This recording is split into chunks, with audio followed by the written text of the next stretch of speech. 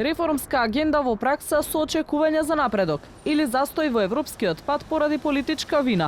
Се интензивираат меѓупартиските препукувања околу евроинтеграциите на Македонија, кои власта и опозицијата ги гледаат низ различен диоптер. Политичкиот аналитичар Благојче Атанасовски не очекува двата табора да најдат заеднички јазик и на дело да покажа дека Македонија заслужува да оди скалило погоре. Тој оценува дека реалните реформи може да се случат само кога земјава ќе ги почне преговорите со Унијата.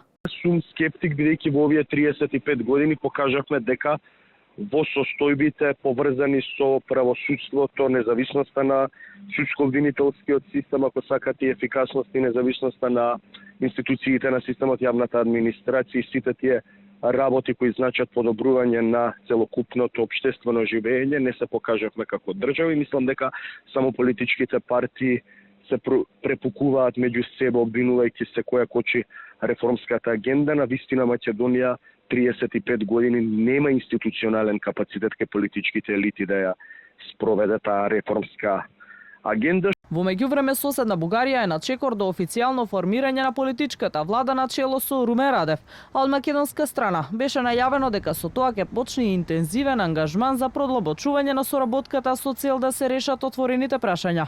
Атанасовски е песимист дека односите ќе се подобрат. Напротив, вели дека Радев и досега ја покажал неговата остра политика кон Македонија. Станува збор за човек кој ќе има концентрирана најголема политичка моќ во Бугарија, кој беше де факто архитект и креатор на ветото кое се употреби врз македонските евроинтеграции, само збор нели за поранешниот досегашен претседател на Република Бугарија Румен Радев, ќе нема потреба да преговара за формирање на коалициска влада, ќе има стабилно и комотно мнозинство, најверојатно во идните 4 години. Мислам дека од тука ќе диктира многу поригидна и потврда политика во однос на Македонија и македонските евроинтеграции. Пред неколку дена ресорните министри и премиерот Мицкоски одржаа состанок на кој заклучиле дека од 10 задачи од реформската агенда, Македонија ќе има застој само во 2. Меѓу нив изборниот законник кој опозицијската СДСМ го бојкотира во работната група. Сепак и тој и шефот на дипломатијата Муцунски уверуваа дека земјава испорачува резултати и затоа Европа треба да направи исчекор кон проширувањето.